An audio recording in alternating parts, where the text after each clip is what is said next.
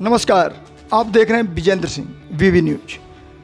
2019 लोकसभा चुनाव के बाद आजमगढ़ की जनता को 2022 में लोकसभा के उपचुनाव में एक बार फिर वोट करने का मौका मिला है।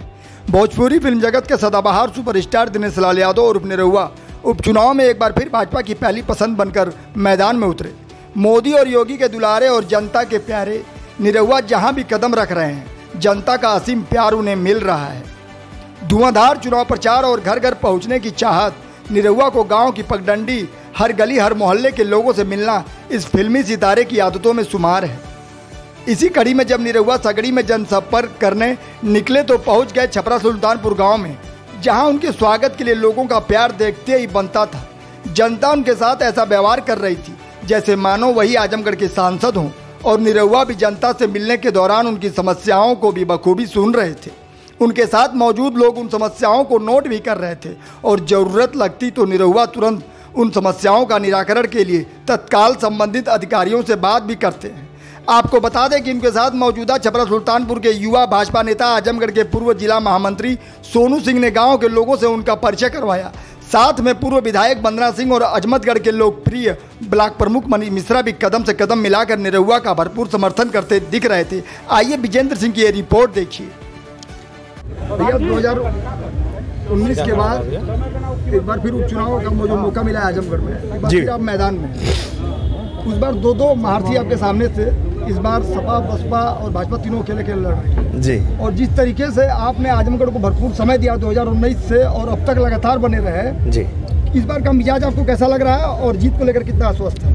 बहुत अच्छा लग रहा है, और मुझे कहीं ना कहीं भैया पार्टी ने यहाँ भेजा भी इसीलिए कि 2019 में जब हम लोग चुनाव लड़े और हम चुनाव हारे, लेकिन प्रदेश में हम लोगों की सरकार बनी, भारतीय जनता पार्टी की सरकार बनी, तो मेरे पांचों विधानसभा में जो जो समस्याएं हैं, चाहे वो दिवारा की समस्या हो, सगड़ी की समस्या हो, चाहे वो मेरे मुबारकपुर में कोई समस्या हो, जहां भी जो भी समस्या थी, मैंने अपनी पूरी टीम लगाई और उस समस्या को चिन्हित करके और मुख्यमंत्री जी के टेबल पे ले जाके रख दिया कि यहाँ पे ये चीज़ें चाहिए।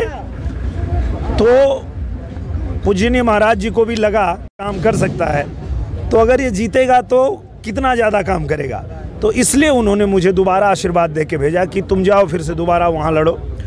मैं आ गया, और यहाँ आने के बाद जो लोगों का प्यार मिल रहा है और जिस तरह समर्थन मिल रहा है, मुझे लगता है इस बार हम लोग कमल खिलाएंगे। आते ही आपने समस्याएं निपटाना शुरू कर दिया है। अभी आपने कल देखा, हमने बिजली की समस्या से निजात दिलाने के लिए प्रयास किया।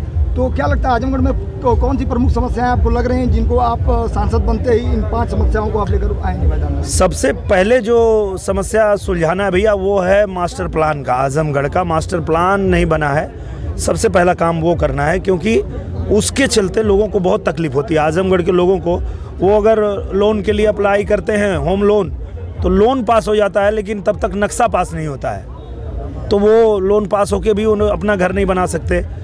तो ऐसे में बहुत दिक्कत होती है। पहला काम वो करना है। दूसरा ये है, बाढ़ की समस्या से आपको पता है आजमगढ़ जूझता रहता है, तो आजमगढ़ शहर भी, तो जिस तरह से गांव को रिंग बांध के द्वारा सुरक्षित किया जाता है, वो सबसे प्राथमिकता पे होगा कि पहले बाढ़ से हम अपने गांव को सुरक्षित करें, आजमगढ़ को सुरक्षित करें। उसके अलावा एक बहुत बड़ी समस्या है दिवारा का पुल, जो पता नहीं कितने सालों पहले पास हुआ, वो बन ही रहा है। मैंने अभी पिछली बार मुख्यमंत्री जी को लिख के दिया, तो मुख्यमंत्री जी ने उसे पास कर दिया और पास करके भेजा, और अभी वो काम शुरू हो गया है, तो वो हम लोग पूरा करवाने का काम करेंगे। और इसके अलावा का पानी निकलने का, उस पर भी काम करना है। तो बहुत सारी चीज़ें हैं, लगातार उस पर हम लोग हर बिंदु पे नज़र बनाए हुए हैं। और सबसे बड़ी बात कि सपना तो अपना ये है कि जैसे गोरखपुर चमक रहा है, जैसे बनारस चमक रहा है, वैसे मेरा आजमगढ़ चमके, बस यही मेरा सपना है। बोलिए भारत माता की जय, जनता पार्टी जिंदाबाद, योगी मोदी जिंदाबाद, जिंदाबाद।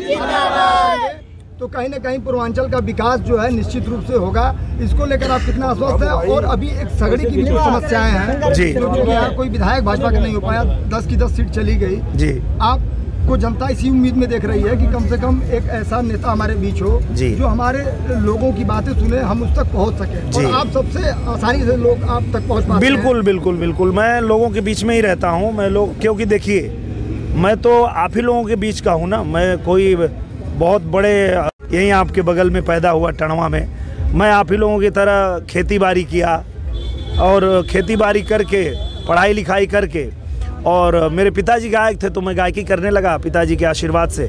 फिर बड़े बड़े भैया भी गायक हैं, उनका भी आशीर्वाद मिला और आप सबका आशीर्वाद मिला तो मुझे एक कलाकार के रूप में नाम मिल गया।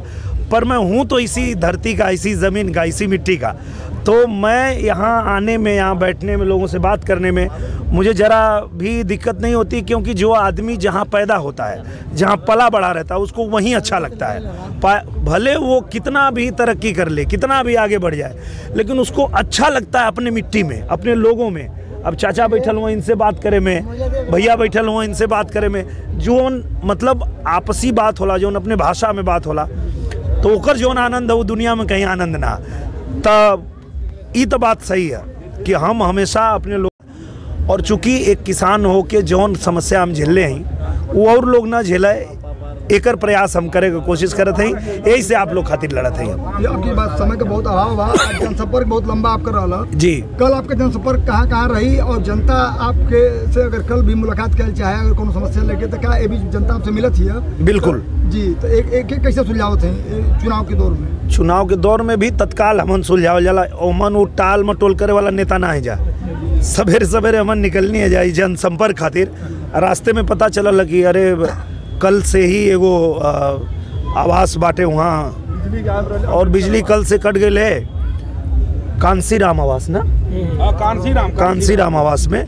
और वहाँ लोग तकलीफ में हुआ, न पानी मिला था, न भोजन बना पाओ था, वहाँ बहुत तकलीफ बा। हम वहाँ गए नहीं, वहाँ का हालत देख के हमारा दिमाग खराब हो गया। हम बोले अरे भैया ही कहा, तो लोग बताइना कि भैया ऐसा निशन बाटे बिजली। निवेदन के नहीं है अपन डीएम साहब से निवेदन करनी है, बाकी भी जो अधिकारी बा वो लोग के फ़ोन करनी है, निवेदन करनी है कि ये बिल का समस्या है। वो मैं मुख्यमंत्री जी से बात करूंगा, उसको हम सुलझाएंगे।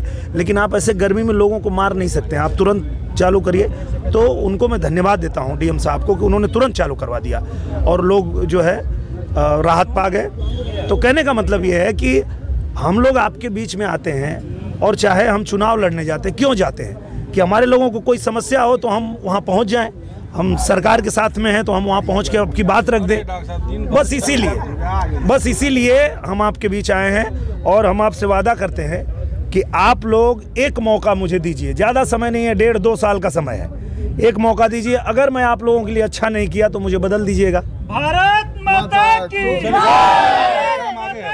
जय। लोकसभा में की गई आपकी अपील बहुत ट्रेंड कर रही है मौजूदा समय में, और निश्चित रूप से जो माहौल दिख रहा है जनसंपर्क के दौरान और जनता के बीच में हम लोग जा रहे हैं जब जनता की राय लेने, तो कहीं न कहीं माहौल आपके पक्ष में बनता हुआ दिखाई दे रहा है। आपको बहुत बहुत शुभकामनाएं। बहुत धन्यवाद।